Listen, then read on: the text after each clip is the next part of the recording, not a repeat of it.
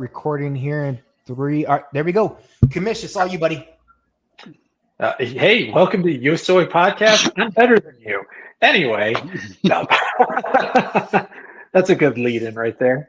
I have no idea what the agenda is, what he planned. I just wanted to make sure that I have this thing in the background so everybody was reminded about who I am and why I'm going to win this season.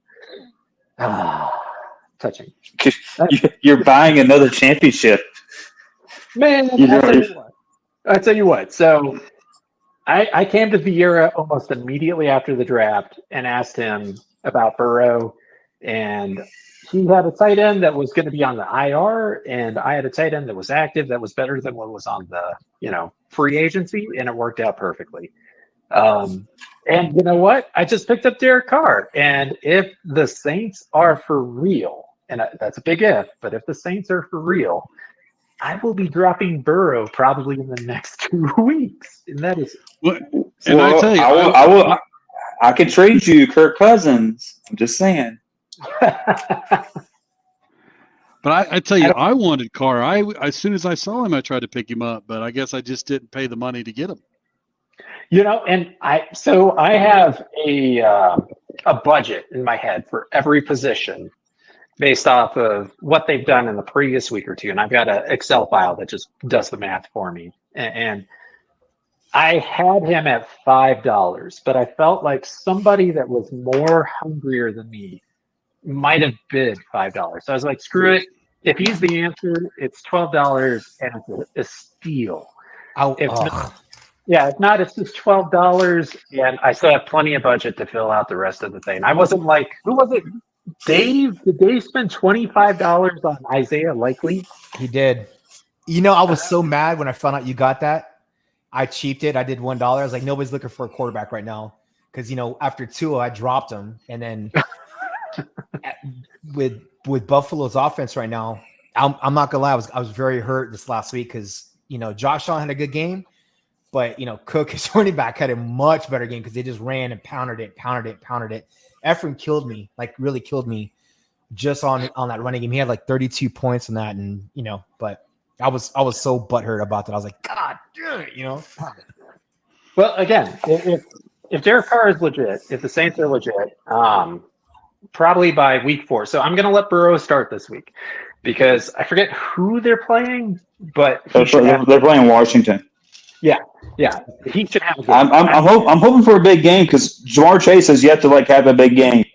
I'm just waiting for it. Chris, you're really loud. Turn your volume down a little bit. You're coming super loud on you. Yeah, no, you're good. Yeah. Well, and so that's the thing. The Bengals, every year for the past 5 seasons, the very first 2 games of the year, they're always crap. And then they turn it on game 3. So I'm hoping with the opponent that Burrow finds his magic and gets a great game. But if Derek Carr gets a great game, they're flopping next week. I don't care. Because that would have been 3 consistent games that the Saints offense are producing at whatever level it might be. Yeah. So, after that, Burrow moves to the bench, and then I'm going to wait until bye week. And then after his bye week, then Burrow will go on the trading block. And I feel like somebody will desperately need him at that time. So, what about you, Trent? How was your did you have any big busts this week that you thought were going to do really good and just foobarred it? Well, I mean, that's been my whole season so far. I mean, I know that's why I asked you. That's why I asked you. I mean, my starting quarterback was it Darnold or whatever for Minnesota, and then so I've lost Love.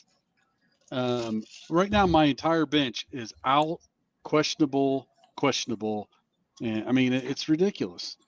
And there's nobody to pick up, and then freaking Jesse scoops him up before anybody has a chance. I know, man. I was so mad. That son of a bitch. Shit.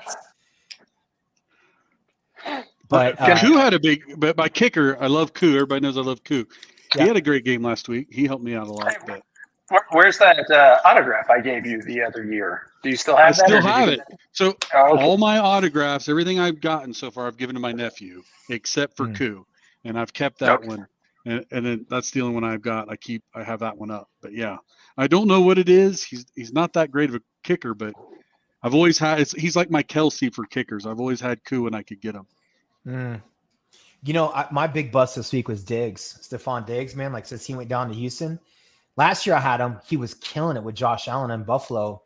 And I benched him this week. I haven't benched. I was like, I can't chance it, man. Like I need some production, And then of course, I had benched Dobbins, and then Dobbins has a great game last week. I'm like, shit. And thank goodness I put Dobbins in because I had Stevenson starting. Guess how many points he got last night against the Jets? 0.3. Oh, no, 0.3. He got 0.3 points. And it's like, God, Well, so Dobbins is good as long as he stays injury free. And the last 3 seasons, he's dealt with injuries. So it's not a matter of if, it's a matter of when Dobbins gets hurt. So as long as you've got a good plan after him, you're fine. But I would like to say that, Trent's not the only 0-2 owner on this call. He is not. Yeah. So Chris. Yeah. So I just submitted a trade this week and it got denied for Dobbins because I'm running low on the Swift. The Swift train is not taking off like it should in Chicago, and a lot of it has to do with Caleb Williams not producing. So the offense is not producing. So like they can't like. I know what Swift can do. I watched him. I had him last year when he was on Philadelphia. I know what he can do, and he get a lot of his touchdowns taken away by Hurts because of the tush push and how successful they are with that. So I was like, if he can do that in Chicago, because they're going to get up big chunks because they got Keenan Allen, DJ Moore, they're loaded at receiver. But Caleb Williams is just that offensive line is horrible. I was going to say that's the big difference. You went from the Eagles' offensive line to the Bears' offensive line, and I'll tell you what, I've got Zach Moss. He is on my bench. I'm just holding him for a bye week in between Saquon Barkley and Alvin Kamara putting up 40 points each every week. Yeah. So.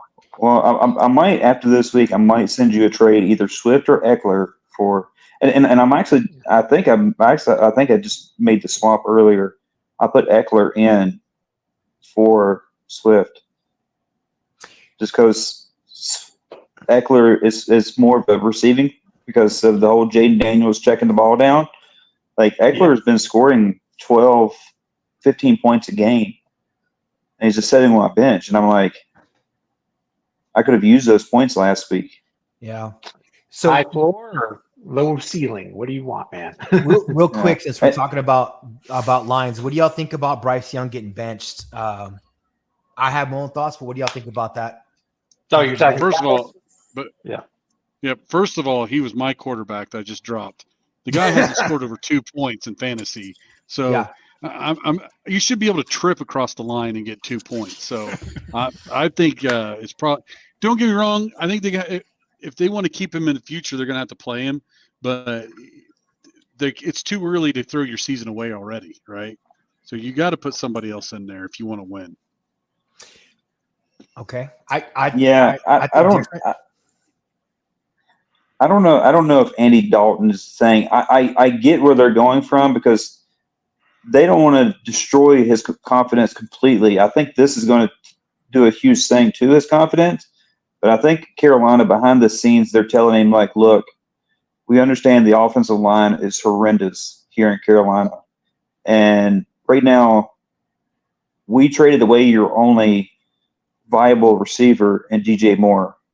Yep. Adam Thielen, like 3-4 years ago, was awesome. But now he's a shell of himself. That's their best receiving option. They don't have a steady line. Like, I think if they go into this offseason and they get him some offensive line support, maybe they look at starting him next year. But it's honestly the best thing for him just to. I mean, look at Sam Darnold. He's excelling, and maybe just needs to change the scenery. Sometimes it's scheme, sometimes it's the playbook, sometimes it's the culture. There's already trade rumors for our boy going to Minnesota, or not Minnesota, Miami, because Tua is out. And the problem is that even if they wanted to do something for Bryce Young, they still owe draft picks from this year. Correct. And so, next year. there's no way they can build. Like, they can go all in on free agency, but it's been consistently shown that free agents always go down in production after their first initial year with a new team. And that's that coaching, that's that scheming, that's that culture where they're trying to fit in, or they don't care because they just got that big paycheck and they're just trying to make sure that they don't get injured. Either way, I think Bryce Young honestly would benefit by getting traded. It's just the Panthers are not going to get anything close to what they think they deserve for him. No, I couldn't agree more. And especially with the new coach, Dave Canellis, he was our offensive coordinator for the Bucs last year. So you got to think new coach, new staff. They have zero line whatsoever. I do think they were smart to bench him. So he doesn't lose that. Because I think back to Chicago, man, their quarterback did drop. He just went to Pittsburgh. His name's leaving my head. Justin Fields, same thing. Great coming out of college, very smart, knows the stuff. It just was a bad fit, and you're seeing it right now with Williams up there, So I think they're smart to bench him to save, like what you said, Chris. But I also think, like you said, Jesse, they would be so just crazy to trade him. Like, you're absolutely right. Like, they owe so much. Like, there's just no, like, nothing. The other thing that I think is kind of telling, I don't know if y'all saw, Tom Brady did an interview.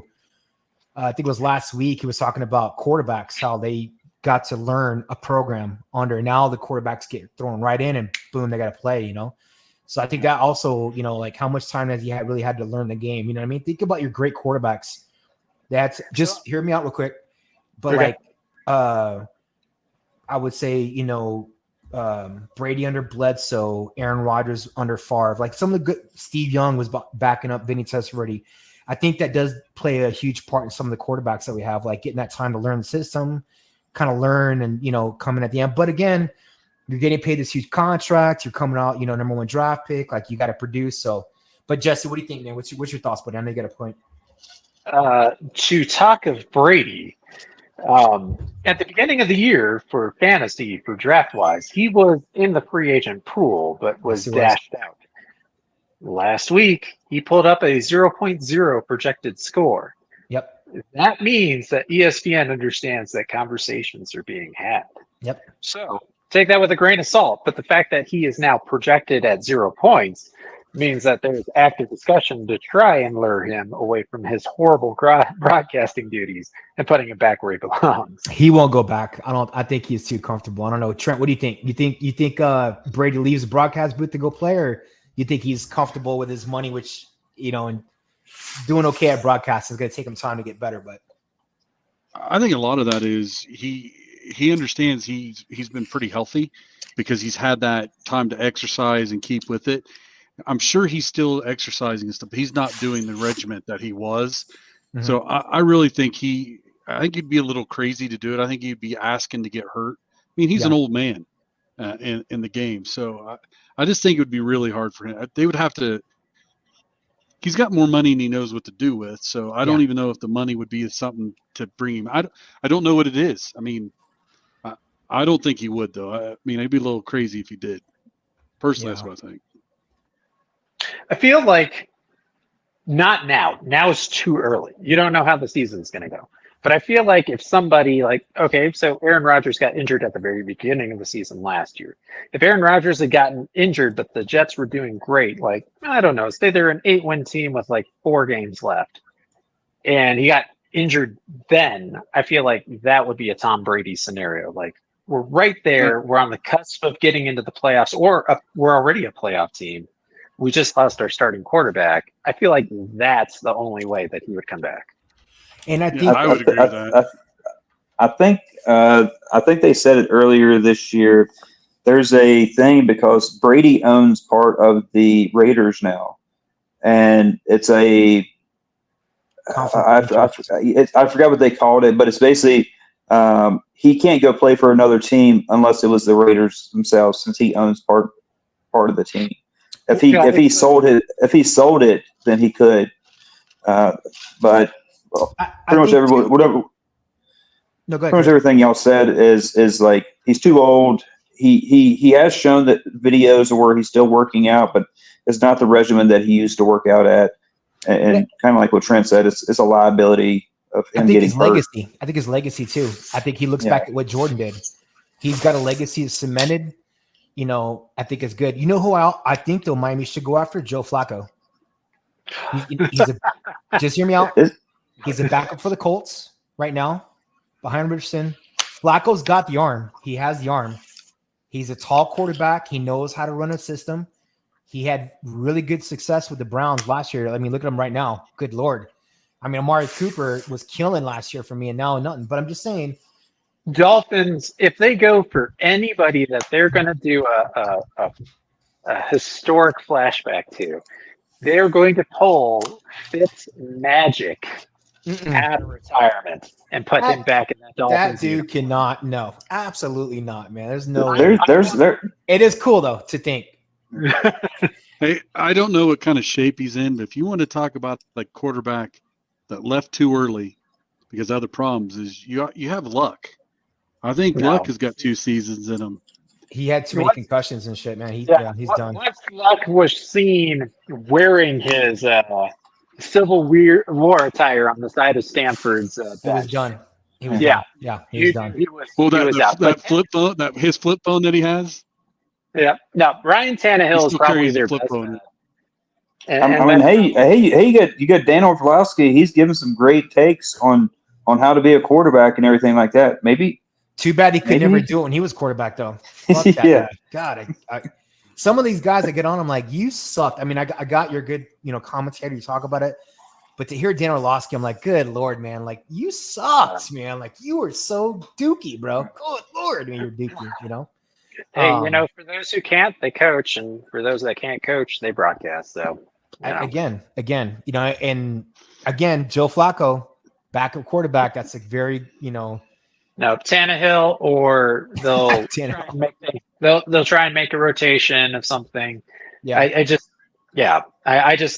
don't know. I mean, if I was anywhere near NFL talent, and I saw the offense that Miami had, and I felt like as long as I can just manage the clock and get the right people the ball at the right time, whether it's short, mid routes, or just dink and dump or run and shoot, like that's all you need with that team. Occasionally do that 7-step drop, throw it as far and as hard as you can, hope Hill is open, if not, whatever, and then move on. Like that's all they need. They just need somebody that can just go in there and keep them from making too many mistakes.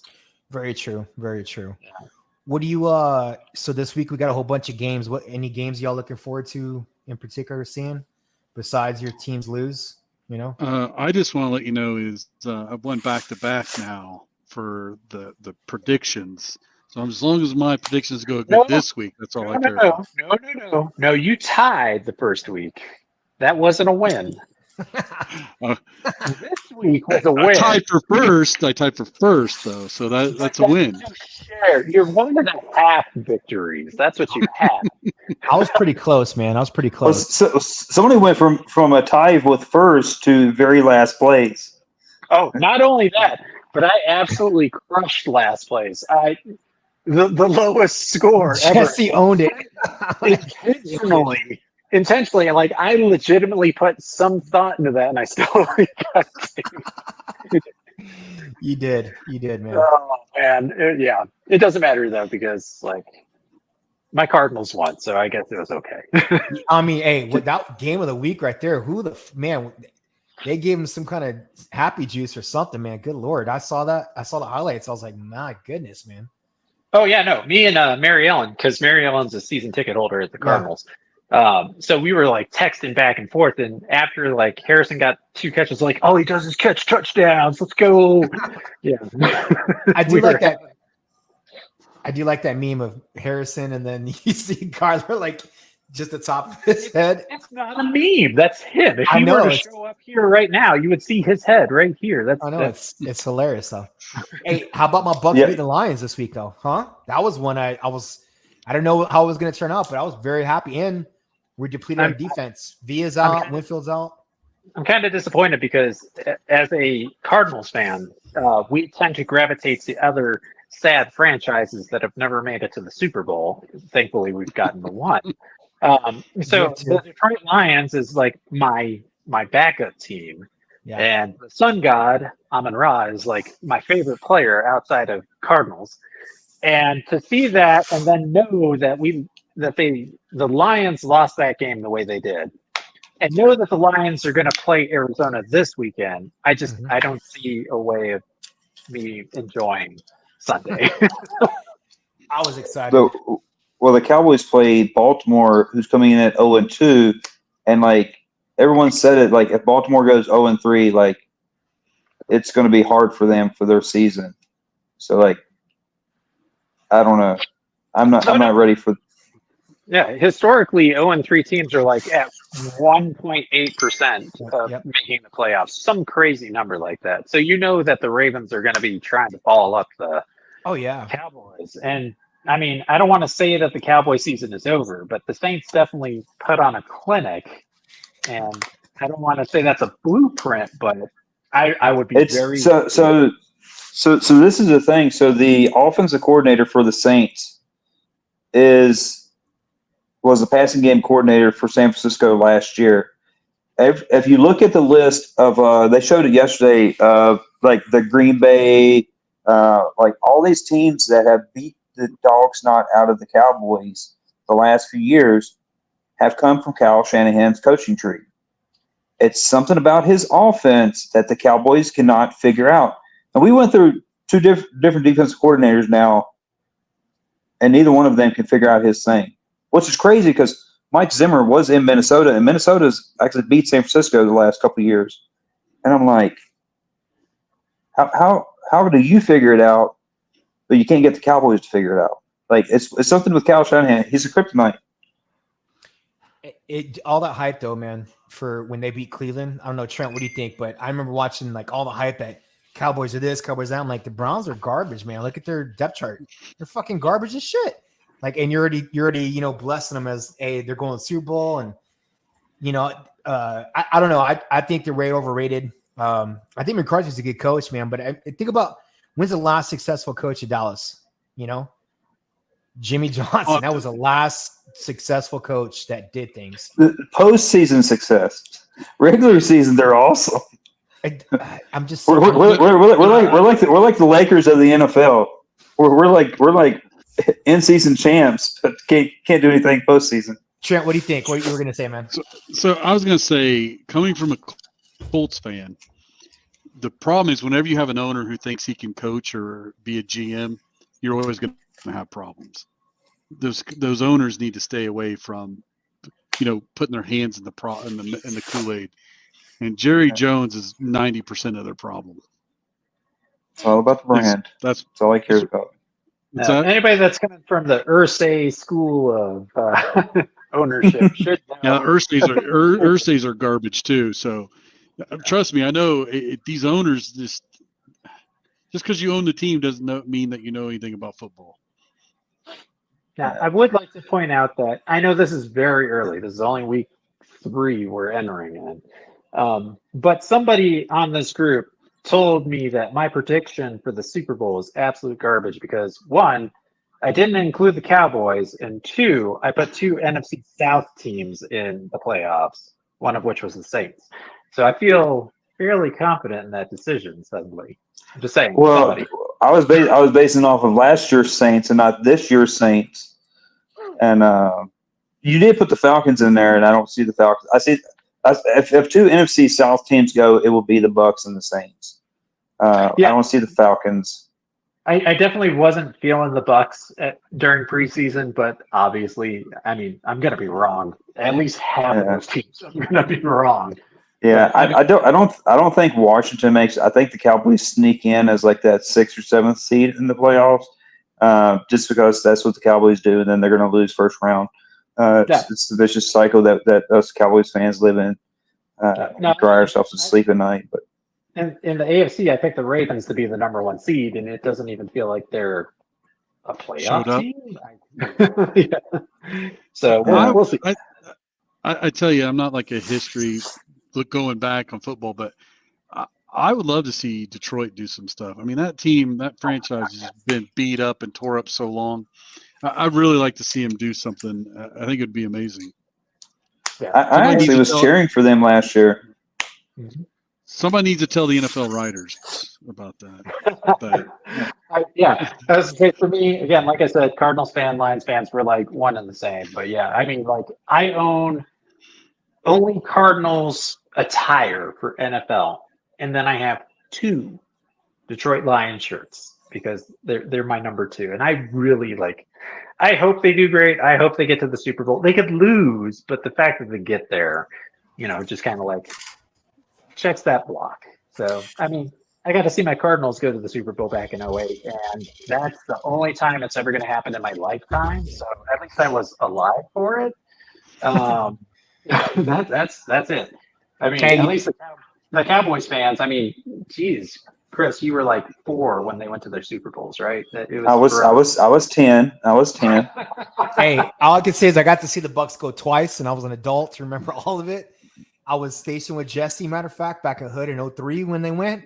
And then I was at the Academy when we went again with Tom Brady. And it was a great year because it was COVID lockdown. It was horrible being there, but that was like the highlight. I was just telling a friend, we weren't allowed to go off post to go eat, the whole COVID restrictions, and in the Academy for students, we couldn't.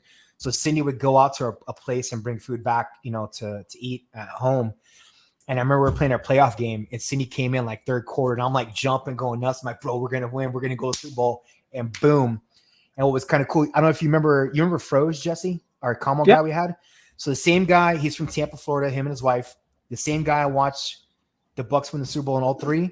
I got to see him win it again years later. We're both older, kids, all that, and got to watch again. So kind of cool. What's y'all's game of the week you're looking forward to? Trent? Go with you first, and please don't say the Colts. No, you got to give me a second. I've been my work has been killing me. I got off like a half an hour before the start. Okay. So actually, to be honest with you, as a quick look, but as a quick look, I actually like to see, and these are 2 teams that I don't think is crazy, but I think the Texans and the Vikings are going to be a good game. Okay, I can hear a pin drop, but I think that's going to be a pretty good game. I'm interested to see how the Texans do. I think, I don't know. I'd like to see how they play this year. But if you trashing on the Colts, by the way, they are playing Chicago, so I know they got a chance to win. I know they do have. They're going to win probably. What about you, Chris? Game of the week. Cowboys. I mean, I've been busy this week. I know I did the picks and everything earlier this week. Outside of the Cowboys and Ravens, like that's going to be a good game. I think San Francisco's game. I can't remember who they're playing, but I think they're playing the Rams. Like it's going to be interesting because I don't know if you heard the comments Kyle Shanahan said. I think yesterday, it was yesterday, where he's like, "We've never asked Brock Purdy to do anything outside of basically manage the game." Is the way he kind of put it, and it's a huge slap in the face. It's like you're going to pay this guy $60 million to be a game manager. I was like, that's a huge. So I'm excited to see one because Brandon Ayuk is like the only receiving option because Kittle is now doubtful, and I had to like put in Durlick or whatever the tight end for the Broncos is as my tight end because so like Ayuk is the only receiving option outside of Jennings. So like I'm hoping for Ayuk a breakout. So I'm excited for that game. Just I would like to see San Francisco get stomped, just because I don't like San Francisco. But it would also maybe hopefully trigger Ayuk to catch a lot of balls because they're playing from behind and they're pass happy. What about you, Jesse? What's the game of the week you're looking forward to? Well, first of all, I'm going to say shout out to Brandon Ayuk, Arizona State, onward to victory. So let's hope that he balls out. Also, as a all right, Jesse froze. So I'm gonna give you my pick for the game of the week that I think is gonna be good. I'm looking forward to Philly and the Saints play. Philly lost that close one to Atlanta, and we all saw what the Saints did to the Cowboys. So I'm really curious as to how it's going to be and how it's going to play out. I'd be kind of curious if the Saints can keep up that momentum and then see how the Eagles bounce back after. I don't know if y'all got to watch the game. I thought they had a really good game. I think there are some holes in their offense, I think. But I think that's game of the week I'm looking forward to. And I have a couple players on fantasy for it, but that's actually besides my Bucks play. I'm always gonna want to watch my Bucks play, man. But I think that's gonna be that's one of the games of the week to kind of really look forward to. That is going to be an interesting I just looked game. harder at these, and I think one that's going to have some serious ramifications is the Commanders and the Bengals. Because if the Bengals don't win, they're done. Going 0-3. Yeah. They're like Baltimore's. And then the Commanders, if they win, they can show that they really have potential to be a good team. So both teams got a lot on the line. So I think that's going to be a tough game. Monday night game. I think it's going to be a good one. That's a really good point, Trent. I didn't even think about that one, man. That's a very good point because that'll really solidify them in the division if they win. The Redskins. I'm sorry, the Commanders. I apologize, the Commanders, but no, that's a good point, man. I didn't even think about. I also wonder, what do y'all think about the Kansas City Atlanta game? What are your thoughts on that one? How do you think that one's going to turn out? Atlanta looked pretty good. Kirk Cousins does not look like he missed a step. Defense looks good. I think there was kind of some errors, but it's week 2. There's always going to be that filling out phase, for teams. I don't know. What do y'all think, man? Well, I'm going to tell you, first of all, though, is if Kelsey doesn't have a good game, I'm burning my team to the ground. So I don't think he scored over 4 points in the game yet. So he's like my franchise player. If that guy can't score next week or this week, I'm in trouble. Yeah, he said he had a slow start. I watched an interview with him the other day. I'm kind of curious. What do you think, Chris? I think it's going to be interesting. I think they got Kansas City as like a 3-point favorite or something like that right now. I think it's going to be. I don't know what it is with Patrick Mahomes. Patrick Mahomes, sometimes he plays down to his competition. So, I think that's kind of a very accurate score. I think it might be within 5 to 7, maybe not as close as 3, but I don't think. I think Kansas City is just on cruise control right now. Yeah, I know it's beginning of the year, but they already know that they're going to make the playoffs, and they're just trying to stay healthy and not basically have to do a lot to win these games. So I think it's going to be a closer game than what everyone would expect. Yeah. Look at him when, with the Chiefs playing the Bengals, man, how close that game was. Came down to, a field goal. That's kind of crazy. But like you said, Trent, you burn your shit down to the ground. I totally believe that. What do y'all think about Darnold up at the Vikings, the success he's having so far? What do y'all think about that? I think it's a change of scenery. Go ahead, Trent. Go ahead. Okay. Yeah. Go ahead, Trent. As well. Oh, you're frozen. You're freezing up, Trent. We missed you. Chris, what do you got? Like I said, I spoke to it kind of earlier about just a change of scenery. I think the coach in Minnesota is. You saw what he did with Kirk Cousins and how successful he made Kirk Cousins. Just being a better overall quarterback. So I think honestly, it's a good fit for him. And I think either him or J.J. McCarthy would have, if he didn't go down with the injury, would have succeeded. Just because of the coach up there, I can't forget his name, but honestly, I think he's a Kyle Shanahan coach as well. Yeah, could be.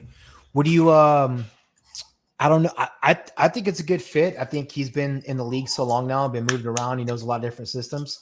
Kind of like Baker Mayfield's been moved around a lot. So we'll kind of see, but I think he's got a good thing, at least going right now. We'll kind of see how that plays out, but yeah, I'm excited.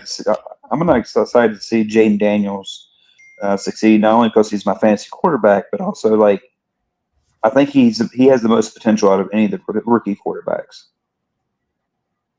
Yeah, Trent, what do you think, man? You think that's possible? To be honest with you, my dogs have been going crazy in the background. I missed half of it. So what was the original question? I'm sorry. Go ahead, Chris. Say what you said again, man. About who do you think about Daniels? I mean, I get Jaden Daniels as my fantasy quarterback, so I want to see him succeed. But I think he has the most potential out of any of the rookie quarterbacks. Because I don't know. I think he's got some good pieces around him. He's got Dan Quinn, who's a defensive-minded coach, but he did really well with Matt Ryan in Atlanta, and that offense. They took him to the Super Bowl. So, I think Jaden Daniels is going to be the that's the just not best one I know quarterback. as much about. So I'm sorry about that. Yeah, I think I agree with you, Chris. I think it's going to be close. You know what I mean? I'm really curious about. Sorry, I'm texting for work. I'm kind of curious about the trying to think of the quarterback, man, for Pittsburgh. The backup man. God, I keep forgetting his name. Fields. Fields, thank you. I'm curious, Fields and Wilson, like that dichotomy, like who's actually going to be the quarterback throughout the year. You know what I'm saying? I'm kind of curious because Fields doing okay so far, not bad. Do you pull him and do Fields, or do you or put Wilson, or do you stay with what's making you win? I'm kind of curious like how the coach Thompson's going to actually play that one out. You know what I mean? Well, Tomlin's already said when Russell Wilson is healthy, Russell Wilson's going to be the quarterback. Yeah, he said that, but coaches say shit all the time. You never know, But I mean, you also get to look at the first couple of games of Pittsburgh. Yes, they've won both of them. However, their offense, like Fields, has not scored a touchdown. He's not thrown a touchdown this year. He has more turnovers than he has touchdowns. So right now it's a defensive game, and eventually that defense is going to get wore out because they're on the field so much because the offense ain't doing anything. So I think Russell Wilson gives them the best advantage between those two quarterbacks. Justin Fields is a phenomenal runner. He just, I don't know. He just can't throw the ball like he did at Ohio State. I think that's the Ohio State curse as well, because most quarterbacks from Ohio State don't produce in the NFL. I was outside going of CJ Stroud.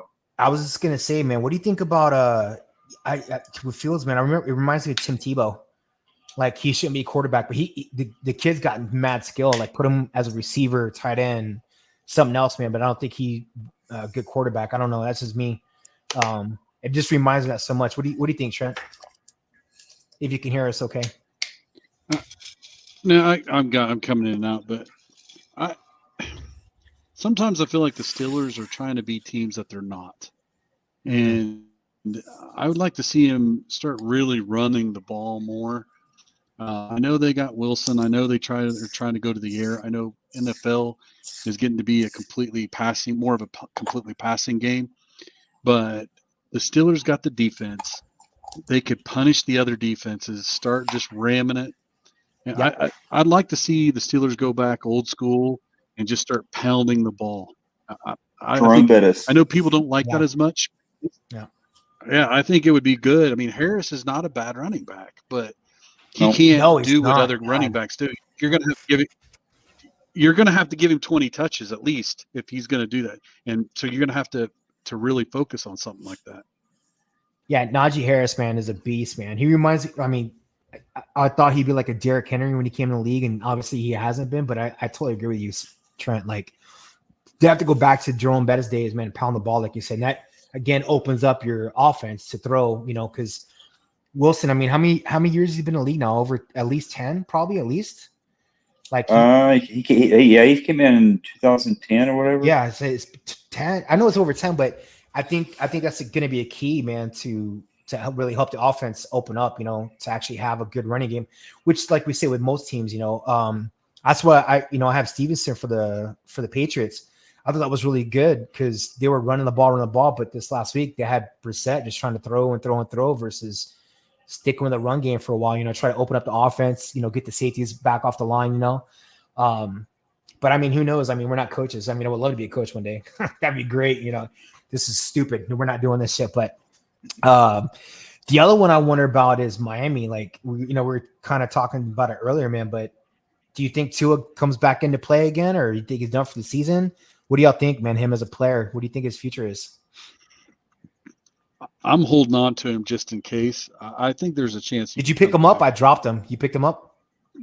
Oh, I have him in another league. Oh, okay, gotcha. Okay, so yeah. I have him. I'm holding him, so I think there's a chance, but I don't know.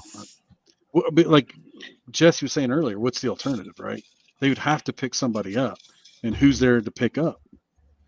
But I'm saying not that, but does Tua decide to stay to play? You think with the doctors, does he stay, or does he say, hey, that's it, I can't, Andrew Luck, Steve Young, other quarterbacks, had to retire because of concussions.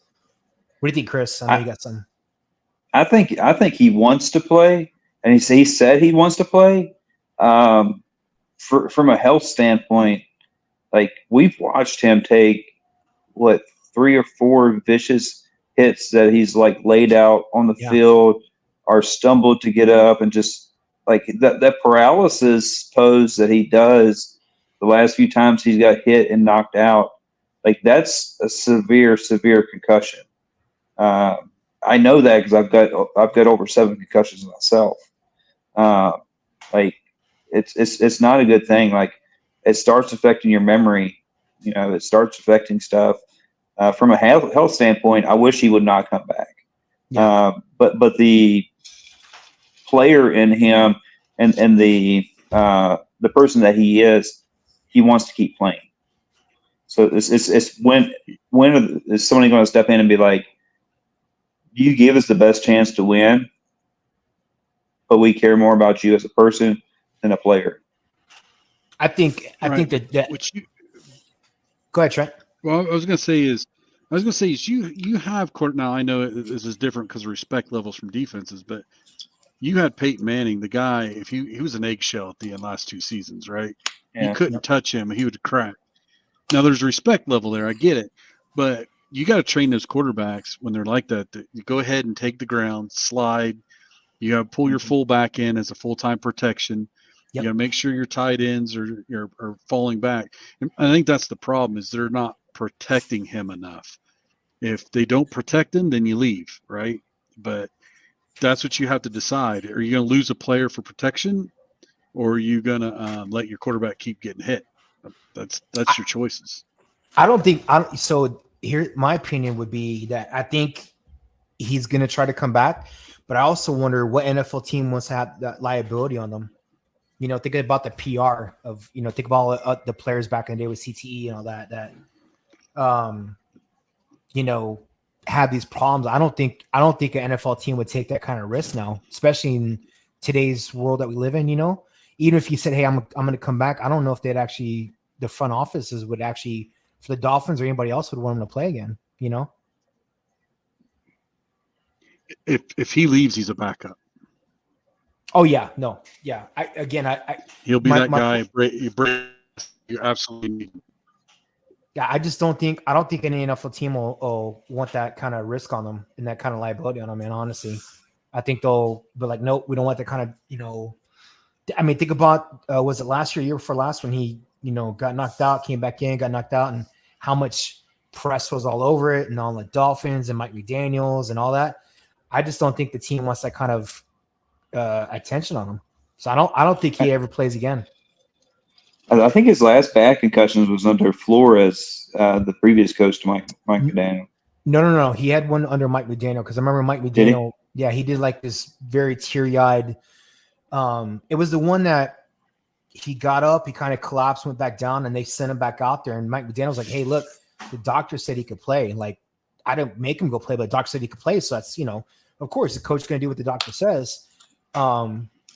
But I think that I just don't see a team taking the liability on him. I think they're going to be like, nope, can't do it. I mean, he's a good quarterback, but he just. But if you're talking about, yeah, but if you had a team that was a top 10 team, I was gonna say, if you have a team that's a top 10 team, you could put him as a backup. It's just an emergency break glass kind of thing, because I mean, let's be honest. There's not 60 good quarterbacks in the NFL, right? So if you had, I'm trying to think right now who would do that, but I mean, who's the backup for, like, if Baltimore was making a run, they could put him under, Lamar, right?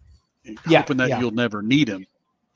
But I think he's like a break glass kind of guy, a team that has got a good shot for the playoffs, that maybe has 6 games left in the season. You could put him back there as just an emergency. But yeah, if you're none of the bottom 20 teams would pick him, because you're right. There's just too much heat. Yeah, yeah. I don't know, man. I mean, it's tough. I mean, I've had many concussions myself. I just did my TBI thing a couple weeks ago. So yeah, no, it's a tough thing. Plus, you got the passion for it. And at the end of the day, he's a man. He wants to pay bills, and NFL's a good way to pay bills. You know what I'm saying? So that's got to be super tough. I don't know, what other football things can we talk about? We kind of hit all the topics that I had on here. We could talk other stuff too if you want, man. I can cut and edit and everything. So I don't know. Anything else football wise y'all think we could talk about, Chris or I just want to know what you guys, because I'm actually worried. I want to know what you guys are thinking about Kelsey. Is it that he's too big, too fast? Is it that he's got a girlfriend and he's in the press too much? I mean, he's playing like a bottom 10 tight end, not a top 10.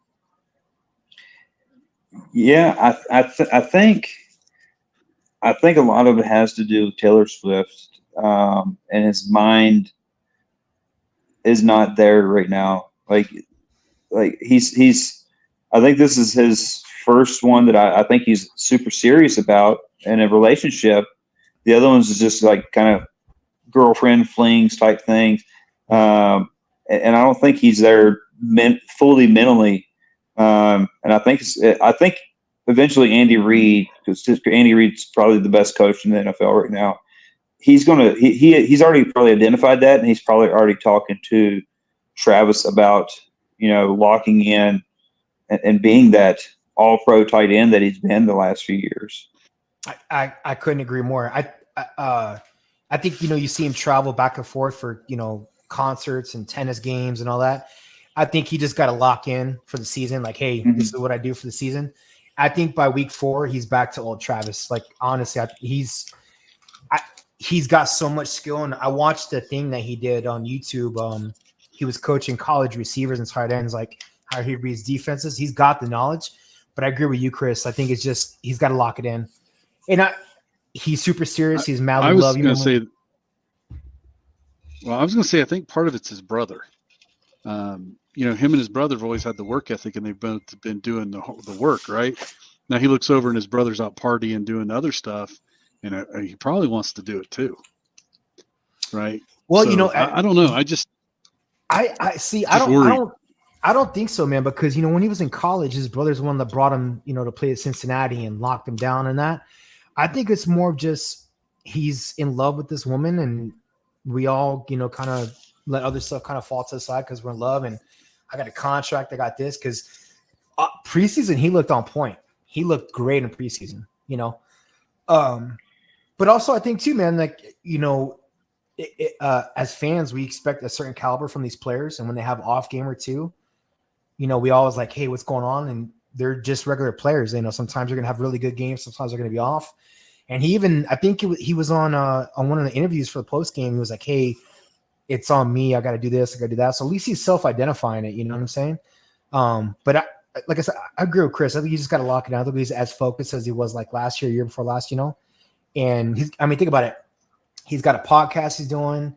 He's on every commercial you see on TV. Him and his brother got this cereal mix coming up. I think he's got a whole bunch of other distractions. He was in a movie. Was he? Yeah, it hasn't came out yet, but he has a cameo in the Adam Sandler movie coming out. Oh, Happy Gilmore 2? Yeah. Okay, yeah. So I think he's just got to refocus, and I think he's probably there already. I mean, I forgot the exact words he said, but in that press conference he just had the other day, I don't know if it was right after the game or maybe the day after, but But he was like, yeah, I just got to lock it in. I'm not as focused as I was, and just got to lock it back in. So I think it'd be fine by week. Honestly, man, like week 3, week 4 is going to be back old Travis. You know what I'm saying? Yeah, I also think You some better. of it is I also think some of it is Patrick Mahomes knows what he has in Travis Kelce. And I think with the new receiving core and stuff like that, he's trying to figure out what other receivers he has that he can trust. Because last year we all know that he outside of Kelce, he didn't have a receiver that he could trust. So he's trying to see what he has in Worthy. I know Juju came back to Kansas City. They got Rashee Rice. So he's wanting to see what receivers he can trust outside of Kelce early in the season. So when they get to playoff time, he knows, hey, I got other outlets beside Kelce. Yep. I think that's another thing as well. I mean, and look too, man. Pacheco just had that fractured fibula, and they got Kareem Hunt back and stuff. So I think they'll be fine, man. I think they're going to be. I mean, I think the last 3 years, always beginning of the season a little rough, and then by the end of the season, man, they're just coasting. So I think it's going to be the same thing, man. And I agree with Chris. I think Andy Reid's the greatest coach right now. He by far. He's just got a system. The players are bought in. It's a belief system, and they believe in the process. And I think really just, I really like. I was telling Jesse before we got on camera when we were talking on the phone. I think week 2 is always kind of odd for games, right? I mean, look at the Falcons and the Eagles game. Who would have thought that? And then who would have thought the Rams would lay a duck like they did? Or certain teams. I think so. Week 2, week 3, kind of still getting in the rhythm, of the season. But I think a lot of teams you're going to see kind of go to their form here next week, week 3, week 4 going on, minus the Cowboys, Chris. They suck. They're not going to do shit. No. I picked them this week against Baltimore just because I could never pick against them. But I actually believe that they can beat Baltimore. I know they can beat Baltimore. I think Baltimore is going to be the biggest surprise this year. I think they still get into the playoffs, but I don't think they're going to have the success that we've seen them have the last couple of years. Just because I think their defense has went down a notch. Lamar, outside of Zay Flowers, he's got Lively here and there. He still has Mark Andrews, but like outside of those two, I don't think Derrick Henry is as good as he was the last few years. And I think that's why Tennessee allowed him to walk.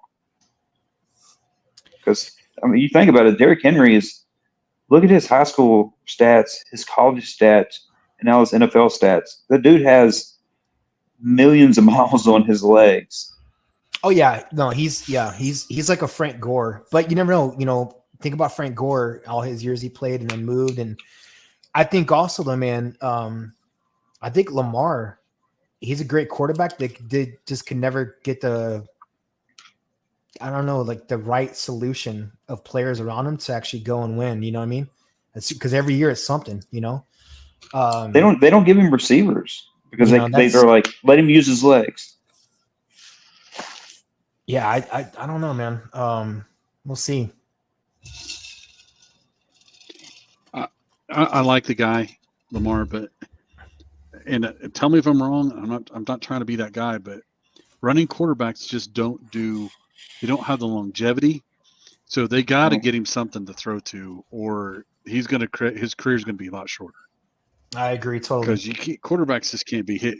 I mean, he doesn't need to be a pocket passer, but he can't be running around like the Tua stuff you see. It just takes 1 or 2 good hits and you're done.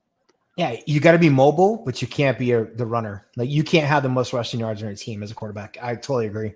I think that's going to be a huge problem for him, and has been a problem for years. Because, like what you just kind of allude to, Chris, with running backs, enough hits, man, it starts slowing you down. The way you react, the way you throw. I think it's a huge deal, and I agree, Trent.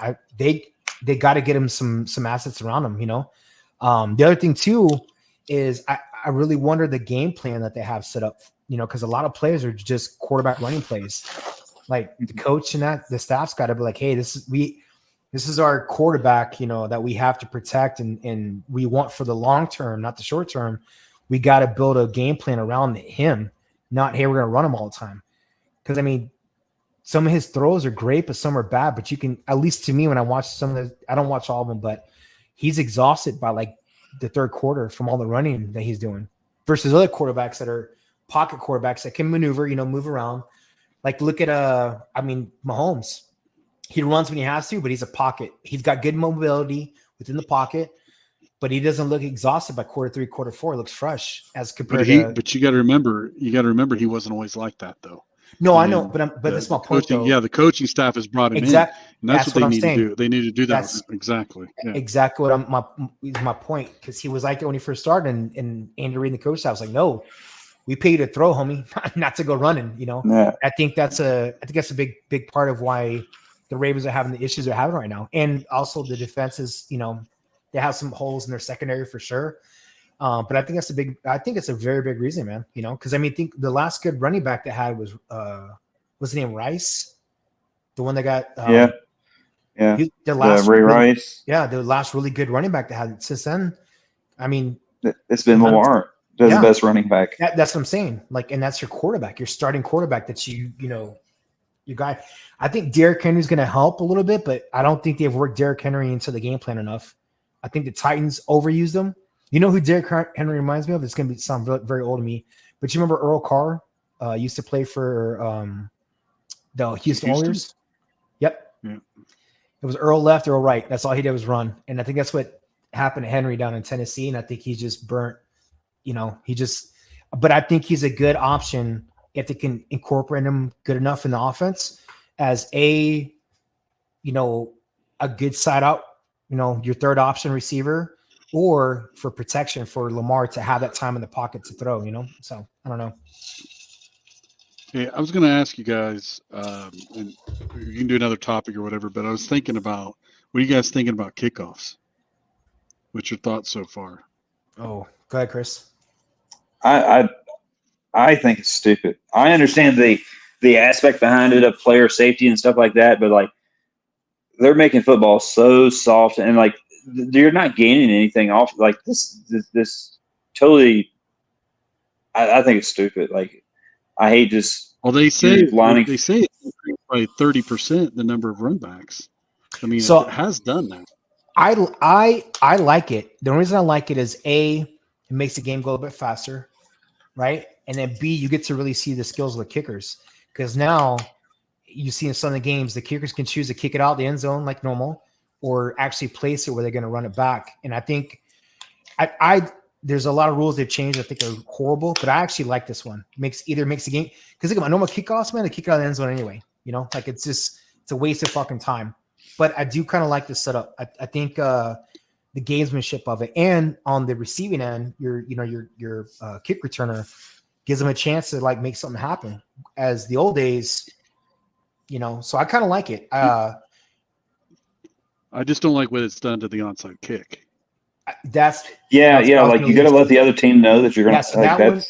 That was where I was going to go. That's the only part of this I don't like. I don't like the onside kick rule at all. I think that completely takes the gamesmanship out of the game. You know what I mean? I don't know if that makes sense or not, but yeah, I don't like that part. But I do like the kickoff. I think it's faster, quicker, and the gamesmanship. But yeah, the onside kick, that's so stupid. Like that takes a whole. Think about how many games you've seen an onside kick that actually works, completely caught the team off guard. Yeah, if it's coming, it doesn't work. Exactly. It's like, why do it? So just another quick topic. Do you think a kicker is going to set the NFL record for the farthest kick this year? I don't know if y'all watched the Cowboys. Well, y'all probably didn't, but like they were legit going to let Brandon Aubrey kick a 71-yard field goal at the end of the half, and then the special teams coach and the punter talked McCarthy out of it. But like, I think he has the leg to kick a 70-plus yard field goal. Like he made the 66-yarder, but it was they had to delay a game or whatever. But I don't know. I think he has a leg. I think a couple other kickers in the league has the leg to kick a 70-plus yard field goal, which is ridiculous.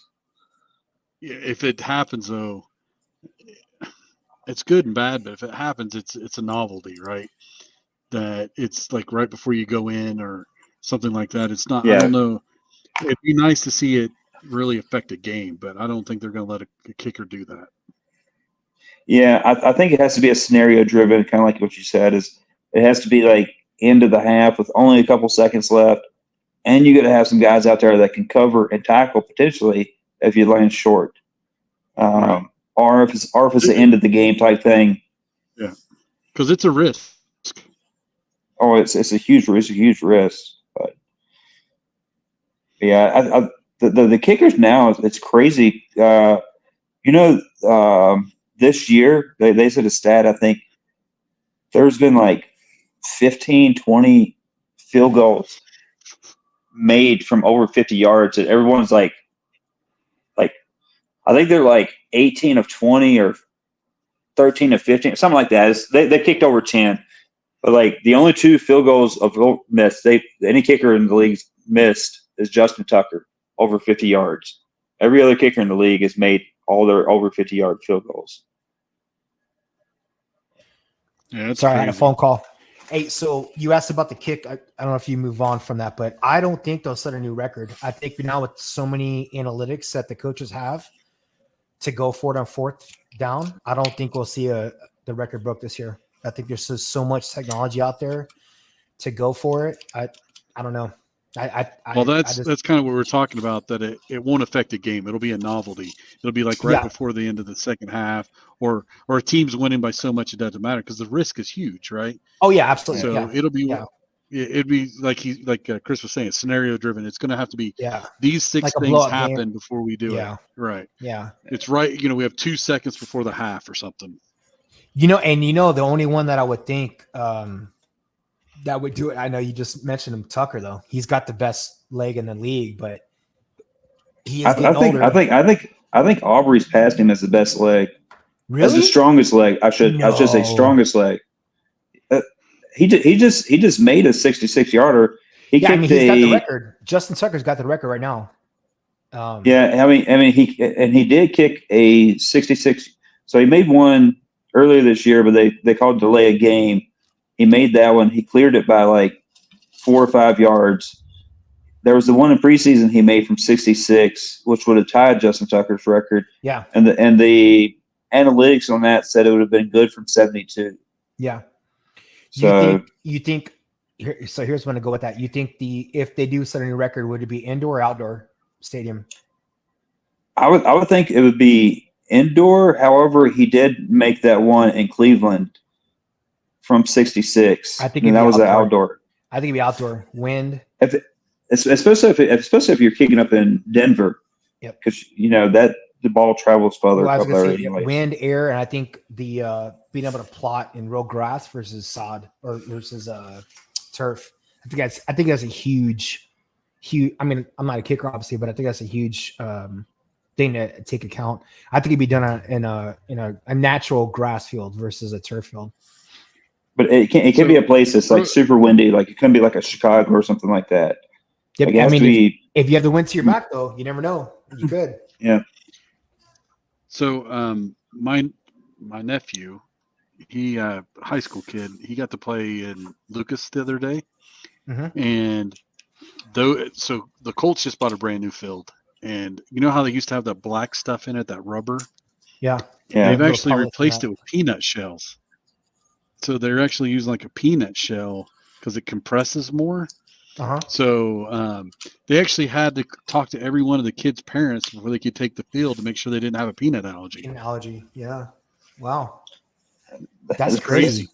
Yeah. How did he say like how it felt different or anything, or? He said it wasn't as slick. He said it did. He didn't explain it well. He said it did feel different in his feet. Yeah. But he said that rubber, because he played last year there, he said the rubber stuff is a lot more slick. And this is not like that. So I don't know if it can't be too much because then you torque your knees, but I don't know. It's interesting. They're always trying to come up with something new. Yeah, maybe you can plant better or stuff like that, or pivot on. I mean, Lucas Oil is a great stadium. When I was recruiter up there, that was pretty cool to go up there and see it in person. I always saw it from the interstate and then actually get to see it in person. It's cool. So that'd be kind of cool, man. Like to see a peanut shell like that in a field. Be like Roadhouse, the whole restaurant, just peanut shells on the ground. He said it is ground up. I mean, it's not like just yeah. No, I shells know. Yeah, yeah. But I'm just saying, like, it just made me think of it, like shells everywhere on the ground. Like, it's what kind of nutty in here, guys? So. Yeah, it's interesting. They're always doing something different. It's player safety and making the game, I mean, with all the new rules, they're trying to make the game more exciting for people and, more higher scores and, stuff like that. I mean, if you look at it, I mean, all the rules are going for that. A lot of the penalties they would call now, I think, are taken away from the game, like kind of what you said earlier, Chris, I don't know. It's almost like they're turning it too much into a finesse game, though. That's what I was going to say. I still like that smashing people's. You got to do it so you don't get hurt people, but you got the smashing each other is.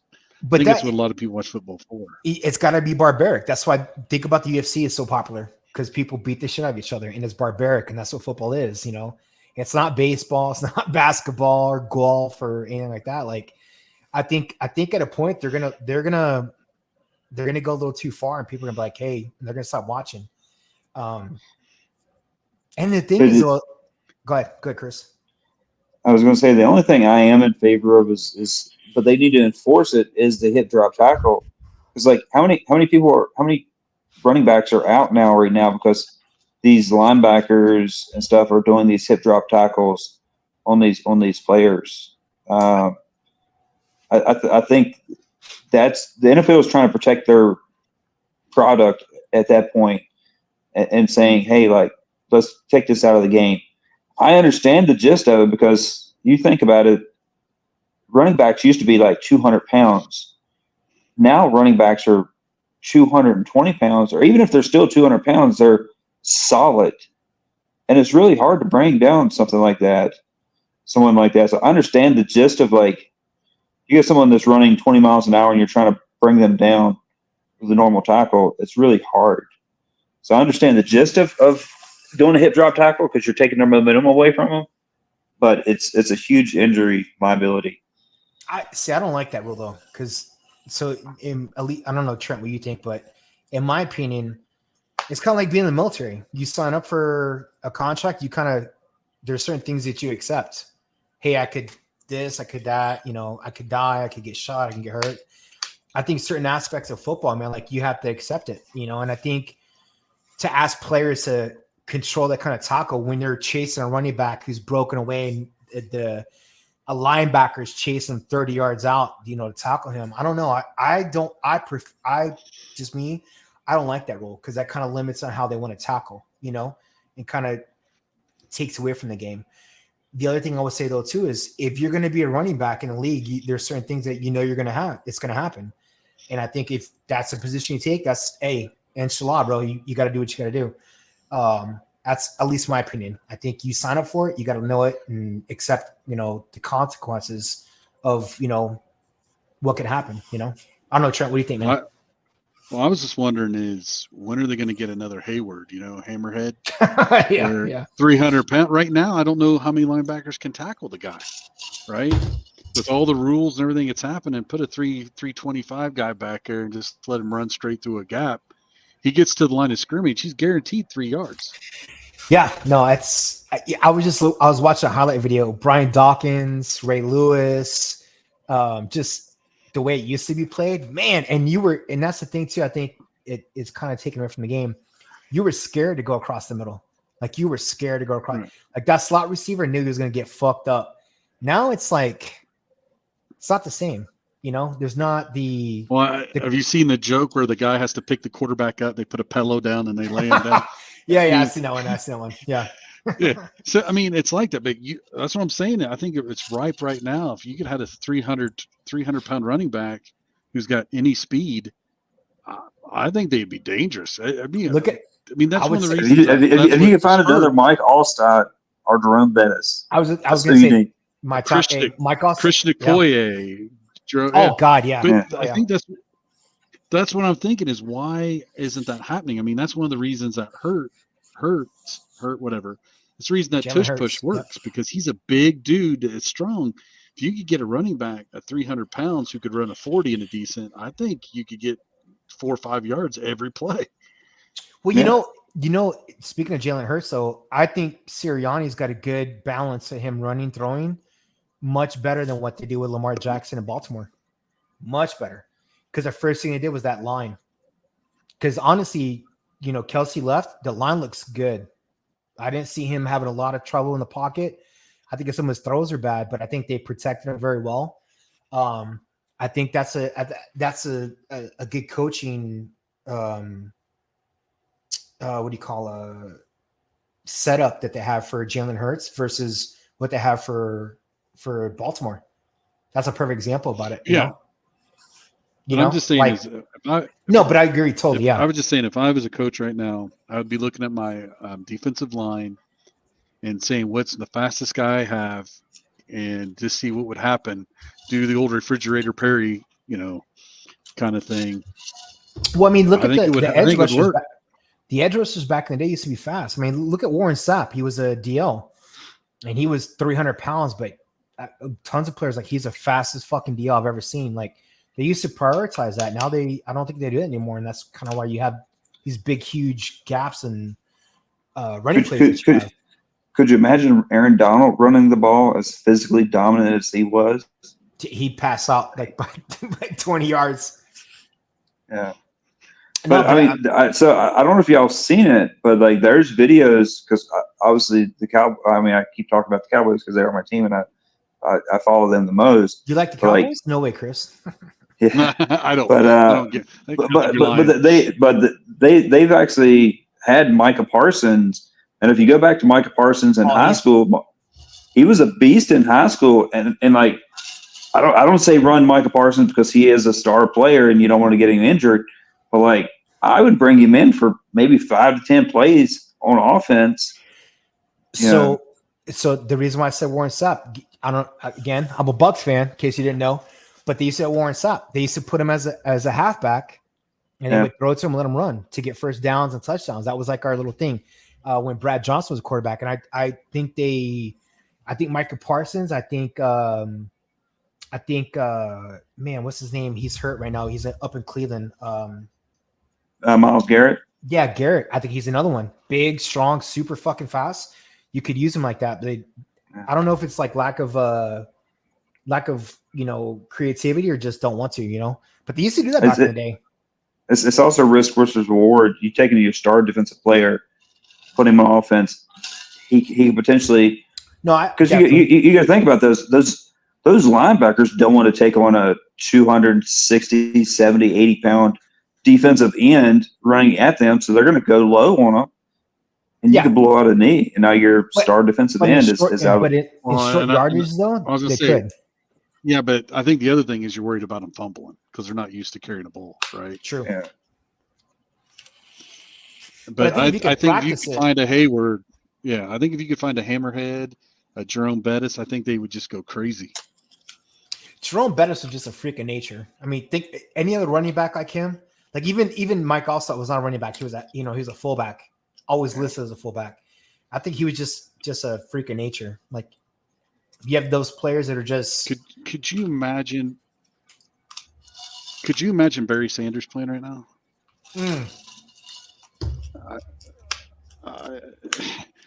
I think he would just tear the NFL to pieces right now. He would, man. And even like perfect example, his career I think was cut short from all the beatings he took. Think about same. On he was the entire team. But I'm saying think of Megatron when he played for them. That's why he retired early. He did interviews like I was on the receiver. I got beat up. I had this. I had that. I couldn't do anymore. Like now, like when you're getting triple teamed every single play, like he got tired of that. Well, he was seeing the impact on his body because he was the only receiver getting all the hits and that, But yeah, Barry Sanders, man, if he was Barry Sanders when he came out of college on a team now, he'd break every record out there for sure. You're absolutely right, Trent. Like Yeah, I don't think God, anybody. I don't think anybody with the rules and the defense now. I don't think anybody could no, stop. not totally agree. He would be just he had to be Barry Sanders shoes everywhere and jerseys everywhere. I mean, even look at I think if you think back to Barry Sanders was something way different, but I think back to like Emmitt Smith. He was a good running back, but he was so great because his line was so good. He had the best O line in NFL, And I know Chris knows all the history on it, but he was a good running back. He wasn't the best, but he was a good running back. But he had a line that was, I think, that was the best in the league for years. For years. I will say he did have a great offensive line. However, I would ask that you go look at some of his runs where he gets hit in the backfield and he turns it into a 25-yard run. No, like his like everyone says, oh, he did so well because of the offensive line. He did well because his determination to be the best to ever do it. Trent, I just triggered Chris. I do hear a lot of people that if you put Barry Sanders behind, honestly, I think that you get the same production. If you put Barry behind the Dallas's offensive line, you have Emmitt Smith. No, But the flip side of that is if you put, I don't think Emmitt would have produced as well behind Detroit's line. I will caveat with that. I don't think he would have put up Barry Sanders type numbers, but he would still put up good numbers because his determination was off the charts. Now I'm gonna throw some controversy here. Then, like, I'm a Jerry Rice fan, love Jerry Rice, but to me, Jerry Rice is the greatest because he had Taylor on the other side. He had a decent fullback with Rathman, and he had the two greatest quarterbacks in the history of the game. But if you look at like Sterling Sharp, who played for 9 different quarterbacks and still had the numbers. So if you would have put Sterling Sharp on San Francisco, what would he have done?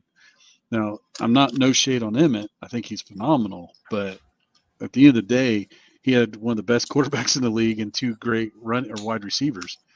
Don't get me started. That's the one thing I would disagree with. Chris, Troy Aikman is probably the 5th best quarterback in Cowboys history. We're just talking about when they played, but I would also say though, if you look at Emmitt's, because I remember Larry Johnson, the Moose, said this. Not because I remember when Emmitt got his Daryl Johnson, not Larry Johnson. Sorry, the Moose. I remember the Moose. Okay, give me some slack, Chris. Give me some slack. But I'm saying is, but what he said though, what the Moose always talked about was the meetings that Emmitt would have with the line in practice and stuff about pockets and holes and Moose. And I remember Emmitt and Moose did an interview. It was years back, but most of Emmitt's best gains and touchdowns were in between the lines, but that was him being in sync with that that line. Yeah. And the quarterback, which Troy Aikman, I don't think he was like one of the greatest. He was a great quarterback, but he wasn't the greatest. He had the cast around him was just his cast. But I not saying that I don't mean to take anything away from it, but I think that's what you need, a line, a team to make a running back thrive. There's very few running backs out there that Barry Sanders would be the only one I could really think of that the line sucked and he was still just breaking ankles everywhere. Right. I can't really think of a running back that, I mean, if you go back to like Jim Brown days, Earl Thomas. I'm talking about a little bit later though. Yeah. Like, look at LaDainian Tomlinson when he broke their record with the Chargers.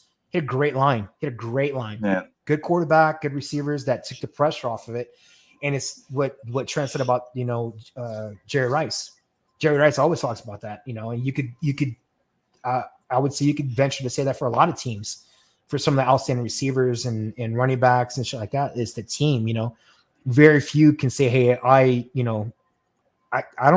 couldn't even think current age of a running back right now that we could even say that about.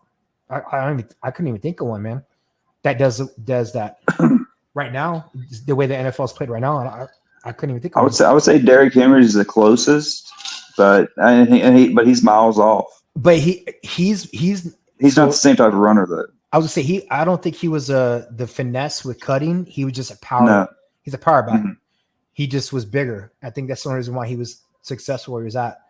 But I'm talking about like what Barry Sanders did. Like Barry Sanders was short, stocky, but he didn't have to blow through a lot of tackles. He just beat you to the edge or beat you on speed or just finessed you out, versus, I mean, again, you just don't see it now with running backs, I would say for a few years, Le'Veon Bell, when he played with Pittsburgh. Yeah, I'll give that. I thought his start and stop and his moves in the hole to make people miss. Yeah. Kind of was Barry Sanders-esque. I was going to go for about 2 years with Chubb. You broke up. What'd you say? Said, what about for about 2 years there? What about Chubb? Oh yeah, Chubb was awesome. You know another one that reminds me. Remember Marshall Faulk? I thought he was another one that was very Barry Sanders-esque, like the way he ran. Terrell Davis was very good, but he was a power runner. Say what, Trent? Oh, he fell off. So, but I think Marshall Faulk was awesome for that. Like he could cut. He wasn't huge. His line wasn't the greatest, and he not close to Barry Sanders, but kind of close. The way he ran. Yeah, I think as well when all those running backs, we can sum it up of they had a few good years. Barry Sanders had a good career. Oh yeah. Well, actually, not a great career. Well, because it's the ability to stretch it out over. Would Barry Sanders retire at 10 years or something? Yeah. Every single year, Barry Sanders was one of the top 3 running backs at worst. What? I was gonna say, one running back though that I thought never got the credit he should have. Adrian Peterson. Had he been on a different team, man, it would have been fucking phenomenal. I think. I don't know. Trent, what do you think, man? Oh, I think Trent's frozen. Trent, you there, buddy? Can you hear us? No. Can you get me? Yeah, I can hear you. Yeah. What do you think of Adrian Peterson? Me at all? Yeah, we can hear you. Probably a delay, but that's okay. I think he was like that too. But I was going to go back to Falk, where what made him so dangerous too is the ability for him to catch. I mean, he was almost a wide receiver. Yeah. And that's what made him so dangerous. Yeah. But I like the way when he ran, he was so just, I think his vision he had approaching the line, not many running backs have that, you know what I mean? Like it's hit and miss. No. But I bring up Adrian Peterson just because I just saw a thing on the news that he was like $12 million for something, but he was such a fucking good running back, man. He just went to a shit team, man. Like had he been on a really good team, he would have been just light years ahead. I mean, I don't think we're talking about him right now. Go ahead, Trent. Go ahead. No, Trent, go. I was just gonna say some of those guys. That's what the reason that people don't go for the big running backs anymore is because they don't have. Jerome Bettis is the last one that had a long career. Most of those guys only last 4 or 5 years. Yeah. Because they can't. They try to cut and they blow their knees out and everything else. Yeah. Chris, what you got, buddy? Just too much weight. Yeah. Oh, I was gonna say we kind of overlooked him just because he's injured right now. But Christian McCaffrey, like he has the everything going for him. Like he's a great receiving back. Yep. Like he that Barry Sanders in the hole making people miss. Like he has that because honestly, like he gets hit a lot. I think more on his receiving than he does on his running because he knows when to get down. When like he's got the most yards he can get without taking damage to his body. But you know why he's got that though? His dad. Like Ed. I saw the stuff, the videos he has with his dad. Like I totally agree. I think the only reason I don't think he should really be on the IR, but I think they put him on there to save him for the end of the season because they need him. Yeah. Well, I'm just looking at him as a big guy like that. To me, he's like a sports car on old tires, right? That you can still go fast, but you don't have the traction. You can't cut. You can't move because if you do, you might hurt yourself, right? Or you get hit. So again, it's just like he's a Corvette with 60,000 miles on the tires, right? That it's just hard for him to put a whole season together. His old injuries, the old parts of his body, he gets hit too many times, he's done. Yeah, it's a tough position to have in the NFL for sure, but I think he's got a lot more years left in him. I think he got abused really bad in Carolina, and I think Shanahan's doing much better and smarter with him up in San Francisco. Hence why I think they put him on IR just to save him, to make sure he's good for the end of the year. Kind of And what you were saying, Trent. Like, he is older, want to save him, but I still think of the older running backs, he's got the best juice of all of them for sure right now. yeah, it also helps out when your second running back that comes in is I think first or second in the league and leading the rushing right I now. think second, yeah, definitely. So that kind of helps make that decision, being like, hey, like we actually have a pretty good.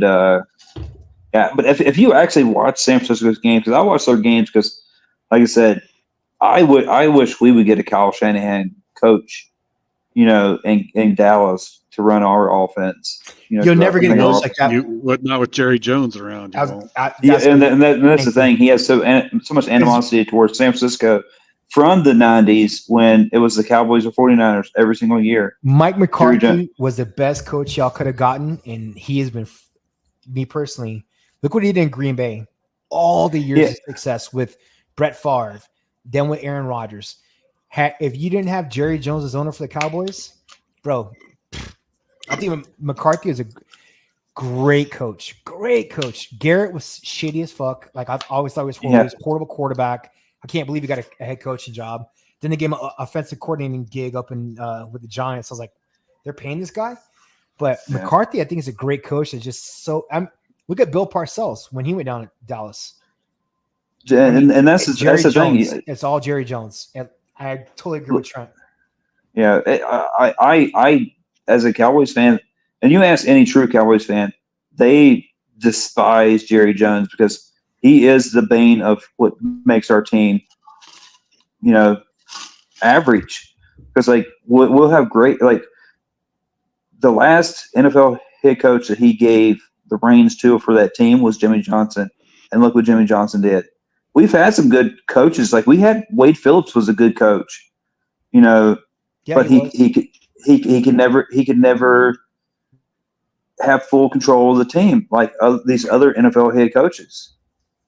Yeah, no, I agree. Some owners, I'll be wait a minute. I was going to say though, really, Jerry Jones. I'm going to be honest, and I hope I don't make you mad, but he really wasn't a coach. He was a manager. He could manage people, talent, and personalities, which he managed Jerry much as he did anybody else. So I think that was his big thing, was he could get what he needed out of the people that he needed. Right? You said Aikman wasn't a phenomenal quarterback. He got what he needed out of him. Yeah, and I do agree in that extent that Jimmy Johnson knew how. Jimmy Johnson was the early version of Andy Reid. Like Andy Reid, he just has a knack of like getting that buy-in from all the players to give 100%. They don't have to be the greatest at their position. Just give 100% every single play, and that's what makes Andy Reid so great right now. And I think that's what made Jimmy Johnson great. I think sometimes it's when you say, "Hey, what's more important, getting your 200 yards or 400 as a quarterback, or winning the game? What are we trying to do here?" Yeah. And there's a lot. You got to get the right players in there too. And I'm not the old quarterback for the New England. I'm not a big fan of his, but that's what that's what he could do. Is he said, "Hey, do we want to win or do we want to pad our stats? What do we want to do?" Oh, you're talking about Belichick, the coach, yeah. Yeah, Belichick. Yeah, my brain went blank for a minute. And then he could grab people. I think his big claim to fame personally was he was giving people second chances. Like nobody could get anything out of Moss, but he came over there and did phenomenal, right? So that's at that time is like, if you want to win, come with me and put your personality aside and we'll win. Oh yeah. But hey guys, I think I got ahead. So it was fun. I appreciate it.